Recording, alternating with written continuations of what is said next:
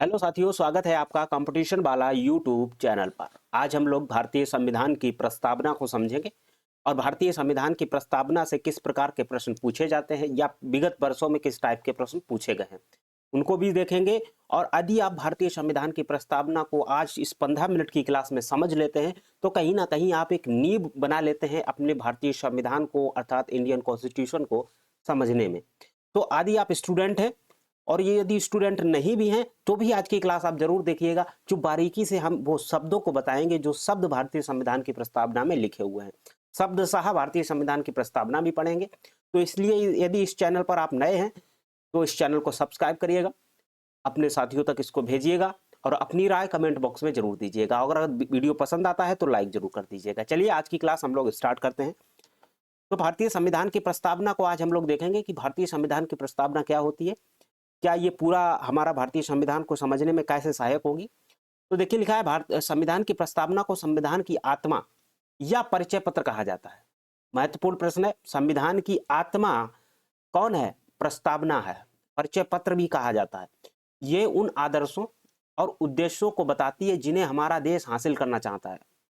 तो हमारा देश कैसा होगा या हमारा देश में क्या होगा भविष्य में, क्योंकि जब ये कब बना था, लागू कब हुआ था हमारा 1950 में जब ये संविधान लागू हुआ था, तब हमारा देश कैसा बनेगा उसका एक रूपरेखा तैयार की गई थी। किसके द्वारा? हमारा उद्देश्य प्रस्ताव के द्वारा, अर्थात उद्देशिका के द्वारा। वही बाद में चल करके क्या बनी? प्रस्तावना बनी। तो आज उसी को देखेंगे। यह 13 दिसंबर 1946 को जवाहरलाल नेहरू द्वारा पेश किया गया था। ये जब 13 दिसंबर 1946 को ये सीधा प्रश्न पूछा जाता है कि उद्देशिका सबसे पहले किसने पेश की थी और कब पेश की थी? तो 13 दिसंबर 1946 को पंडित जवाहरलाल नेहरू द्वारा ये उद्देशिका या उद्देश्य प्रस्ताव पेश किया गया था। उद्देश्य प्रस्ताव पर आधारित है। ठीक है, चलिए अब हम लोग शब्दशः उद्देशिका या फिर जिसे हम भारत संविधान की प्रस्तावना कहते हैं उसको देखेंगे। हम भारत के लोग भारत को एक संपूर्ण संप्रभुत्व संपन्न समाजवादी पंथ निरपेक्ष लोकतंत्रात्मक गणराज्य बनाने के लिए तथा उसके समस्त नागरिकों को सामाजिक, आर्थिक और राजनीतिक न्याय, विचार, अभिव्यक्ति, विश्वास, धर्म, उपासना और स्वतंत्रता, प्रतिष्ठा और अवसर की समता प्राप्त कराने के लिए तथा उस सब में व्यक्ति की गरिमा और राष्ट्र की एकता और अखंडता सुनिश्चित करने वाले बंधुता बढ़ाने के लिए दृढ़ संकल्प होकर अपनी इस संविधान सभा में आज तारीख 26 नवंबर 1949 ईस्वी को एतत् द्वार इस संविधान को अंगीकृत, अधिनियमित और आत्मार्पित करते हैं। ये कौन कहते हैं? ये कहते हैं संविधान बनाने वाले लोग, जो उस समय संविधान बना रहे थे या कॉन्स्टिट्यूशन असेंबली में थे। लेकिन आज हमारी ये संविधान की क्या है? प्रस्तावना है, अर्थात उद्देशिका है। तो इसमें कुछ शब्द लिखे गए हैं, जैसे आप देख रहे हैं, संपूर्ण संप्रभुत्व, समाजवादी, पंथ निरपेक्ष, लोकतंत्रात्मक और गणराज्य, ये कुछ शब्द हैं। इसके साथ साथ आप देखेंगे सामाजिक, आर्थिक और राजनीतिक न्याय। न्याय कितने प्रकार का? सामाजिक, आर्थिक और राजनीतिक न्याय, 3 प्रकार का न्याय की बात हो रही है। उसके बाद विचार, अभिव्यक्ति, विश्वास, धर्म, उपासना की स्वतंत्रता। तो विचार, अभिव्यक्ति, विश्वास, धर्म और उपासना की स्वतंत्रता दी गई है। प्रतिष्ठा और अवसर की समता प्राप्त कराने के लिए तथा उन सब में राष्ट्रीय एकता। एक एक शब्द को हम बारीकी से समझेंगे। ये थी हमारी उद्देशिका या उद्देश्य प्रस्ताव जो रखा गया था। उसी में कभी बदलाव भी हुआ है, उसको भी देखेंगे। तो प्रस्तावना मुख्य 4 बातें बताती है। हमें क्या क्या 4 बातें बताती है? संविधान की शक्ति का स्रोत। तो ये क्या है? संविधान की शक्ति का स्रोत कौन होगा? हम भारत के लोग। पहली ही लाइन स्टार्ट होती है कहां से? हम भारत के लोग। तो संविधान को शक्ति कहां से मिलती है? किसी सरकार से, किसी राज्य से, किसी इंस्टीट्यूशन से, क्या सुप्रीम कोर्ट से? नहीं, उसको शक्ति मिलती है हम भारत के लोग। भारत के लोग जो चाहेंगे वो इस देश में होगा, वो संविधान चाहता है, क्योंकि इसमें लिखा हुआ है हम भारत के लोग से शुरू होता है, जिसका अर्थ है कि शक्ति का अंतिम स्रोत भारत की जनता है। ये बात ध्यान रखना। भारतीय राज्य की प्रकृति कैसी होगी ये बताता है हमारी जो प्रस्तावना है, वो हमारी बताती है भारत एक संप्रभु, समाजवादी, पंथ निरपेक्ष, लोकतांत्रिक और गणराज्य होगा, गणतांत्रिक राज्य होगा। ठीक है, ये शब्द आप देख रहे हैं, संप्रभु, समाजवादी, धर्मनिरपेक्ष, लोकतांत्रिक और गणराज्य होगा। ये हमारी संविधान की प्रस्तावना बताती है। संविधान के उद्देश्य न्याय, स्वतंत्रता, समानता और बंधुता सुनिश्चित करना। संविधान लागू होने की तिथि 26 नवंबर 1949। ठीक है, तो संविधान, अब लोग कहेंगे कि नहीं सर संविधान तो 26 जनवरी 1950 को लागू हुआ था। देखिए कुछ ऐसे चीजें थी जो कि 26 नवंबर 1949 को ही कुछ आर्टिकल्स लागू हो गए थे। कौन कौन से? न्याय, स्वतंत्रता और समता और बंधुता सुनिश्चित करना। ये सारी चीजें 26 नवंबर 1949 को लागू हो चुकी थी, बाकी पूर्ण संविधान 1950 में लागू हुआ। ठीक है, 26 जनवरी वाले दिन। चलिए आगे देखते हैं। तो एक एक शब्द को हम बारीकी से समझेंगे। संप्रभु अर्थात सोवरेनिटी क्या होता है? भारत अपने आंतरिक और बाहरी मामले में पूर्ण रूप से स्वतंत्र है, किसी भी विदेशी शक्ति का यहाँ नियंत्रण नहीं है। तो संप्रभु का मतलब आज से आप लोग समझ लीजिए, संविधान की जो प्रस्तावना में संप्रभु है, संप्रभु हमें बताता है कि हम जो भारत के लोग हैं या भारत की जो सरकार है वो किसी भी दूसरे राज्य से, किसी भी दूसरे देश से बंधी हुई नहीं है, किसी के दूसरे के दबाव में फैसला नहीं लेती है, स्वतंत्र फैसला ले सकती है। तो उसे कहते हैं संप्रभु। समाजवादी, सोशलिस्ट, इसका लक्ष्य लोकतांत्रिक तरीकों से समानता लाना और गरीबी व भेदभाव को दूर करना। तो हम समाजवादी लोग हैं। समाजवादी का मतलब वो नहीं है आजकल जो एक समाजवादी पार्टी चल रही है वो नहीं। समाजवादी का मतलब है कि हम लोगों में समानता लाना चाहते हैं, एक जैसा लोगों को करना चाहते हैं, जिसमें गरीबी और भेदभाव को हम दूर करना चाहते हैं। ये समाजवादी का मतलब है। सोशलिस्ट का मतलब पंथ निरपेक्ष। पंथ निरपेक्ष में यहाँ पे देखिए क्या संविधान की उद्देशिका में पंथ निरपेक्ष का शब्द क्या लिया जाएगा? राज्य का अपना कोई धर्म नहीं है, सभी धर्मों को समान सम्मान और सुरक्षा प्राप्त है। तो ये उद्देशिका में जो पंथ निरपेक्ष शब्द आया है, ये एक देश में क्या बता रहा है कि इस देश का कोई भी अपना धर्म नहीं है। कोई कहता है कि हिंदू धर्म है, कोई कहता है बौद्ध बनेगा, कोई कहता है मुस्लिम देश बनेगा, ये कुछ नहीं है। क्योंकि क्या है, इस देश में, इस देश का कोई भी धर्म नहीं है, बल्कि सभी धर्मों का सम्मान ये देश करता है और उसकी सुरक्षा करना ये दायित्व है यहाँ की सरकारों का। लोकतंत्रात्मक, लोकतंत्रात्मक का मतलब है सरकार जनता द्वारा चुनी जाएगी। जो यहाँ पे शासन करेगा वो किसके द्वारा चुना जाएगा? तो जनता द्वारा चुना जाएगा, उसको कहते हैं लोकतंत्रात्मक। गणराज्य, रिपब्लिक। रिपब्लिक शब्द का मतलब क्या रहेगा? भारत का प्रमुख अर्थात राष्ट्रपति वंशानुगत नहीं होता है बल्कि चुना जाता है। तो जहां पे राष्ट्रपति वंशानुगत होता है वो गणराज्य होंगे क्या? नहीं होंगे। तो हमारा भारत कैसा है? गणराज्य है, क्योंकि हमारे भारत में राष्ट्रपति चुना जाता है। ठीक है, चलिए आगे बढ़ते हैं। तो न्याय, कितने प्रकार के न्याय की बात की गई? तो 3 प्रकार की न्याय की बात की गई है, सामाजिक, आर्थिक और राजनीतिक। एक एक शब्द को हम समझेंगे। 3 आयाम। प्रस्तावना में न्याय का विचार 1917 में रूसी क्रांति से लिया गया है। देखिए कितनी अच्छा शब्द लिखा है, रूसी क्रांति जो 1917 में हुई थी, उसी से हमारा क्या आया था, विचार लिया गया था कि हमारे देश में न्याय किस प्रकार का रहेगा। तो सामाजिक न्याय है। सामाजिक में देखिए किस टाइप का न्याय की बात हो रही है? सामाजिक में हमारे न्याय की बात हो रही है, जाति, रंग, धर्म के आधार पर भेदभाव नहीं किया जा सकता। आप जाति के आधार पर, रंग के आधार पर और धर्म के आधार पर कहीं भी भेदभाव नहीं कर सकते हैं। कहाँ पे? पब्लिक प्लेस में, जो सरकार की प्रॉपर्टी है। कभी आएगा समय उसको भी बताएंगे कि सरकार की प्रॉपर्टी कौन कौन सी मानी जाएगी। आर्थिक, आर्थिक देखिए न्याय कैसा होगा? संपत्ति और आय की समानता को कम करना, असमानता को कम करना।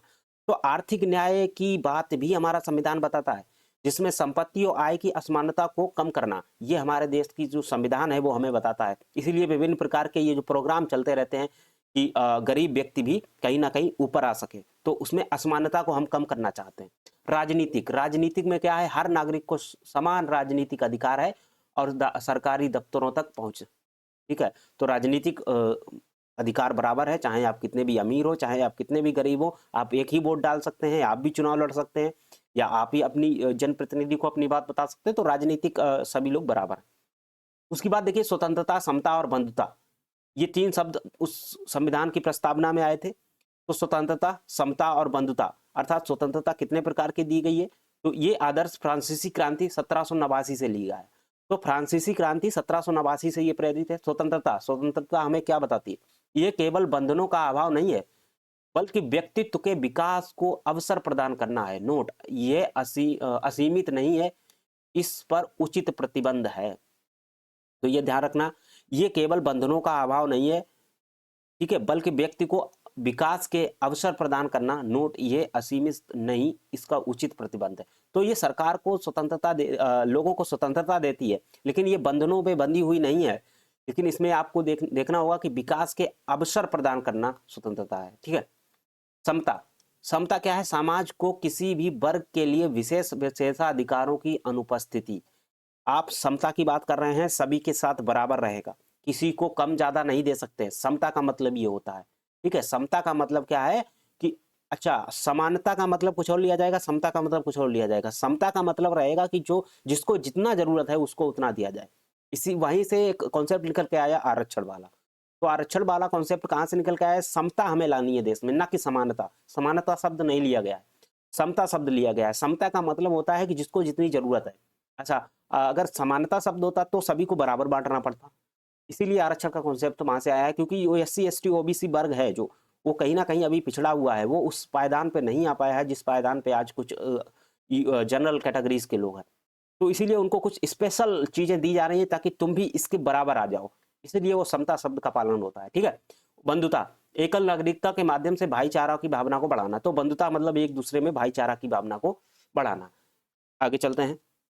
अब बात कर लेते हैं क्या इसमें कभी संशोधन हुआ है। हमने सारे शब्दों को देख लिया है उसके, अब देखते हैं कि कभी क्या उसमें संशोधन हुआ है। तो भारतीय संविधान की प्रस्तावना में अब तक केवल एक बार बदलाव किया गया है। तो एक बार भारतीय संविधान की प्रस्तावना में बदलाव हुआ है। 42वां संविधान संशोधन बहुत महत्वपूर्ण है, आप लोग लिख लीजिएगा इसको।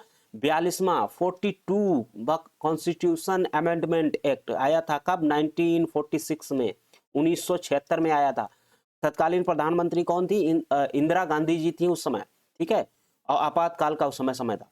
जोड़े गए 3 शब्द, कौन कौन से शब्द जोड़े गए? तो समाजवादी, पंथनिरपेक्ष और अखंडता। ये 3 शब्द हमारे संविधान में 42वां संविधान संशोधन 1976 में जोड़े गए थे। समाजवादी, पंथनिरपेक्ष और अखंडता शब्द। इससे पहले राष्ट्र में एकता शब्द था। तो आप ध्यान रखना, राष्ट्र की एकता शब्द था जिसे बदल कर राष्ट्र की एकता और अखंडता कर दिया गया। तो पहले क्या था? राष्ट्र की एकता, अब उसमें एक और शब्द जोड़ दिया गया, अखंडता। राष्ट्र की एकता और अखंडता को सुनिश्चित करने के लिए। बात समझ में आ रही है? चलिए, तो 3 शब्द जोड़े गए, इसको महत्वपूर्ण कर लीजिएगा नोट डाउन। अब यहाँ पे देखिए कुछ ऐसे विवाद हुए हैं जो परीक्षाओं में अक्सर पूछे जाते हैं भारतीय संविधान की प्रस्तावना को लेकर के। एक होता है बेरूबरी यूनियन केस। तो बेरूबरी यूनियन केस 1960 है। कोर्ट ने कहा था प्रस्तावना संविधान का हिस्सा नहीं है, इसलिए इसमें संशोधन नहीं हो सकता। तो कोर्ट ने बेरूबरी जो यूनियन केस है 1960 में कहा था कि संविधान का हिस्सा प्रस्तावना नहीं है, इसलिए उसमें संशोधन नहीं हो सकता है। सीधा पूछता है कि किस विवाद में ये कहा गया था, या किस बाद में ये कहा गया था कि संविधान का हिस्सा प्रस्तावना नहीं है, या किस सन में कहा गया था? तो बेरूबरी यूनियन केस है 1960 की। उसके बाद केशवानंद भारती केस आता है 1973 में। 1973 में देखिए क्या होता है, 13 जजों की बेंच ने ऐतिहासिक फैसला दिया और प्रस्तावना को संविधान का हिस्सा माना। तो केशवानंद भारती 1973 में संविधान की प्रस्तावना को 13 जजों की बेंच ने यह कहा कि यह संविधान का हिस्सा है और अनुच्छेद 368 के तहत इसमें संशोधन किया जा सकता है, लेकिन मूल ढांचे को नहीं बदला जा सकता। तो सीधा सवाल आएगा कि मूल ढांचे को नहीं बदला जा सकता, ये कौन सा केस था? तो ये केस था आपका केशवानंद भारती, 1973 की बात है। कि कब संशोधन किया जा सकता है, ये वही है केशवानंद भारती मामला ये बताता है कि आप इसमें संशोधन कर सकते हैं क्योंकि ये भारतीय संविधान का हिस्सा है। तो अनुच्छेद 368 के तहत आप इसमें संशोधन कर सकते हैं। बारीकी से समझिएगा। LIC of India case 1995। अब LIC ऑफ इंडिया केस एक और आता है 1995 में। कोर्ट ने फिर से दोहराया कि प्रस्तावना संविधान का आंतरिक हिस्सा है। तो केशवानंद भारती मामले में भी यही कहा गया था कि हिस्सा है, और LIC ऑफ इंडिया 1995 में मामले में भी ये कहा गया है कि कोर्ट ने फिर से दोहराया कि प्रस्तावना संविधान का आंतरिक हिस्सा है। ठीक है। अब थोड़ा सा विवरण हम देख लेते हैं कि महत्वपूर्ण जानकारी। नेहरू जी के द्वारा उद्देश्य प्रस्ताव आया, अपनाने की तिथि जो थी वो 26 नवंबर 1949 थी। इसको अपना लिया गया था उद्देशिका के रूप में, अर्थात प्रस्तावना के रूप में। 42वां संविधान संशोधन 1976 में आया था, जिसमें समाजवादी और पंथनिरपेक्ष और अखंडता शब्द 3 शब्द जोड़े गए थे। न्याय के प्रकार की अगर हम बात करें तो सामाजिक, आर्थिक और राजनीतिक न्याय की बात हो रही है। अब कुछ विचार हमारे कुछ विद्वान लोग हैं वो विचार देते हैं संविधान की प्रस्तावना के बारे में। KM मुंशी जी का कहना है प्रस्तावना हमारी संप्रभु लोकतांत्रिक गणराज्य की जन्म कुंडली है। तो जन्म कुंडली कौन कहता है? KM मुंशी जी कहते हैं कि संविधान की जो प्रस्तावना है वो हमारी संविधान की जन्म कुंडली है। अर्नेस्ट वर्कर साहब कहते हैं, अर्नेस्ट वर्कर साहब कहते हैं, उन्होंने संविधान को की नोट कहा है। की नोट, ध्यान रखना, संविधान की प्रस्तावना को उन्होंने क्या कहा? की नोट है ये। ठाकुरदास भार्गव जी कहते हैं संविधान का सबसे कीमती हिस्सा है, ये संविधान की आत्मा और एक रत्न है। तो पूछा जा सकता है आत्मा और एक रत्न है प्रस्तावना, ये किसने कहा था? ठाकुरदास भार्गव जी ने कहा। एन ए पालकीवाला, बहुत बार ये क्वेश्चन पूछा गया है। एन ए पालकीवाला प्रस्तावना संविधान का परिचय पत्र है। तो आइडेंटिटी कार्ड किसने कहा है कि संविधान की जो प्रस्तावना है वो एक आइडेंटिटी कार्ड है, वो किसने कहा था? ए एन पालकीवाला जी ने कहा था। भार्गव जी ने क्या कहा था? कि आत्मा और एक रत्न है। एम मुंशी जी ने कहा था कि ये जन्म कुंडली है। अर्नेस्ट वर्कर साहब ने कहा था कि ये की नोट्स है। उसके बाद अगर अम्बेडकर जी की बात करें तो उन्होंने कहा था कि ये संविधान का हृदय और आत्मा है, हृदय और आत्मा है, ये doctor B are Ambedkar ji ने ये बात कही। चलिए अब हम लोग कुछ प्रश्नों को कर लेते हैं जो कि बार बार परीक्षाओं में पूछे गए हैं। ये देखिए यूपीएससी सिविल सर्विसेज में प्री में ये क्वेश्चन पूछा गया है। भारत के संविधान की प्रस्तावना में स्वतंत्रता, समता और बंधुता को आदर्श किस देश के संविधान से लिया गया है? तो यहाँ आपको बताना है स्वतंत्रता, समता और बंधुता के आदर्श किस देश से के संविधान से लिए गए हैं। तो यहाँ पे आपका फ्रांस के संविधान से आपके लिए गए हैं, जो हमने आपको बताया था 1789 रूसी क्रांति से ये जो प्रेरित थे। ठीक है, तो ऑप्शन नंबर 20 का सही जवाब होगा। आगे बढ़ते हैं। एसएससी सीजीएल एसएससी एसएसएल में भी आया है। भारतीय संविधान की प्रस्तावना में अब तक कितनी बार संशोधन हो चुका है? तो मैंने आपको बताया 42वां कॉन्स्टिट्यूशन अमेंडमेंट 1976, जिसमें क्या हुआ था? 3 शब्द जोड़े गए थे। ठीक है, तो एक बार सिर्फ संशोधन हुआ है। कितनी बार हुआ है? एक बार संशोधन हुआ है। तो आगे देखेंगे, ये रेलवे में आया हुआ है। भारतीय संविधान की प्रस्तावना प्रियम्बल में भारत को निम्नलिखित में से किस रूप में घोषित किया गया है? तो आपको बताना है एक लोकतांत्रिक गणराज्य, एक समाजवादी लोकतांत्रिक गणराज्य, एक संप्रभु संपन्न समाजवादी पंथ निरपेक्ष लोकतांत्रिक गणराज्य या एक कल्याणकारी राज्य। तो हमने आपको बताया था, प्रस्तावना पढ़ी थी, उसमें लिखा था संप्रभु संपन्न समाजवादी पंथ निरपेक्ष लोकतांत्रिक गणराज्य बनाने के लिए। ठीक है, तो ऑप्शन नंबर सी इसका सही जवाब होगा। चलिए आगे बढ़ते हैं। आगे है केशवानंद भारती बनाम केरल राज्य। तो केशवानंद भारती बनाम केरल राज्य 1973 मामले में सर्वोच्च न्यायालय ने क्या निर्णय दिया? अभी हमने आपको बताया था जस्ट, क्या था ये? आपकी आरपीएससी स्टेट पीसीएस में क्वेश्चन आया है। कहाँ पे? राजस्थान में। प्रस्तावना संविधान का हिस्सा नहीं है। नहीं, इसमें नहीं कहा था। कहा किसमें था प्रस्तावना संविधान का हिस्सा नहीं है? बेरूबरी संघ में 1960 में ये कहा था। प्रस्तावना संविधान का अभिन्न अंग है और इसमें संशोधन किया जा सकता है। ऑप्शन नंबर बी, जो कि 1973 मामले में केशवानंद भारती में कहा था। प्रस्तावना में संशोधन नहीं किया जा सकता। नहीं, ये नहीं। मूल अधिकारों में छीना नहीं जा सकता। नहीं, ये तो बात ही नहीं हुई थी। तो ऑप्शन नंबर बी इसका सही जवाब है। चलिए आगे बढ़ते हैं। यूपीएससी मेंस में फोकस्ड प्री क्वेश्चन, अच्छा ये आया था। भारतीय संविधान की प्रस्तावना के अनुसार भारत की शासन की सर्वोच्च सत्ता किसमें निहित है? तो भारतीय संविधान की प्रस्तावना के अनुसार भारत की शासन की सर्वोच्च सत्ता किसमें निहित है? राष्ट्रपति में, संसद में, जनता में या न्यायपालिका में? तो हमने आपको बताया था भारतीय संविधान को ताकत कहां से मिलती है? जनता से। अगर हम बात करें न्यायालय को ताकत कहां से मिलती है? तो संविधान से। तो सर्वोच्च कौन हुआ? जनता। तो आपका ऑप्शन नंबर सी इसमें सही होगा, जनता से, क्योंकि इसमें पहली लाइन लिखी थी हम भारत के लोग से शुरू होती है। ठीक है, चलिए आज की क्लास का शायद मुझे लग रहा है ये अंतिम प्रश्न होगा। जी बिल्कुल, ये अंतिम प्रश्न है आज की क्लास का, को कर लेते हैं। 42वें संविधान संशोधन 1976 द्वारा संविधान में कौन सा शब्द नहीं जोड़ा गया था? तो जोड़े गए शब्द आपको पता होने चाहिए, तभी आप निकाल पाएंगे कि नहीं जोड़ा गया था। आपने पता था समाजवादी शब्द बिल्कुल जोड़ा गया था, अखंडता जोड़ा गया था, पंथ निरपेक्ष जोड़ा गया था या नहीं जोड़ा गया था? जोड़ा गया था। तो आपको पता है गणराज्य शब्द नहीं जोड़ा गया था। तो इसका सही आंसर क्या है? ऑप्शन नंबर डी इसका सही जवाब होगा, गणराज्य। ठीक है, गणराज्य मूल प्रस्तावना में पहले से ही मौजूद था, गणराज्य। देखिए अब हमने कुछ निमोनिक्स बनाई है, इसको याद करने के लिए तो आपको पता होना चाहिए ट्रिपल एस डी आर। अगर आप याद रखेंगे तो आप इसकी क्या याद रखेंगे? याद रखेंगे कि क्या है? सोवेनरी। ठीक है, तो भाई जनरल मतलब प्रभुत्व संपन्न, सोशलिस्ट समाजवादी, सेकुलर्स पंथ निरपेक्ष, डेमोक्रेटिक लोकतांत्रात्मक और रिपब्लिक माने गणराज्य। ये ट्रिक आप याद रखिएगा, तो इससे आप आसानी से इनके निमोनिक्स बना पाएंगे। तो आगे आपको पता होना चाहिए, क्या आप जानते हैं कि प्रस्तावना का विचार किस देश के संविधान से लिया गया है? ये आपको क्वेश्चन कमेंट बॉक्स में बताना है। कमेंट बॉक्स में आपको इसका जवाब देना है। क्या आप जानते हैं कि प्रस्तावना का विचार किस देश के संविधान से लिया गया है? ठीक है, ये यहाँ पे ये नहीं लिखना चाहिए था, क्योंकि जब मैं क्वेश्चन कर ही रहा हूँ तो ये लिखने की जरूरत नहीं थी कि प्रस्तावना का विचार किस देश से के संविधान से लिया गया है। ये आपको कमेंट करके बताना है। और ऐसे ही क्लास, अगर आपको मज़ा आ रहा है, इस क्लास में मज़ा आया है, तो आप लाइक ज़रूर कीजिएगा और अपनी राय कमेंट बॉक्स में ज़रूर बताइएगा और अपने दोस्तों तक इस बात को ज़रूर शेयर कीजिएगा। और ये क्वेश्चन जो मैंने आपको करवाए हैं, ये बहुत महत्वपूर्ण प्रश्न है और ऐसे ही प्रश्नों को अगर आप चाहिए, ऐसे ही क्लासों को अगर आप चाहते हैं कि मिलती रहें, तो आप कमेंट करके हमें ज़रूर बताइएगा कि सर इसी प्रकार से क्लास कंटिन्यू रखिएगा। तो आज की क्लास मुझे लग रहा है काफ़ी लेंथी हो गई है। मिलते हैं फिर किसी ऐसे ही नए टॉपिक के साथ, तब तक के लिए देखते रहिए कंपटीशन वाला YouTube channel. Thank you very much.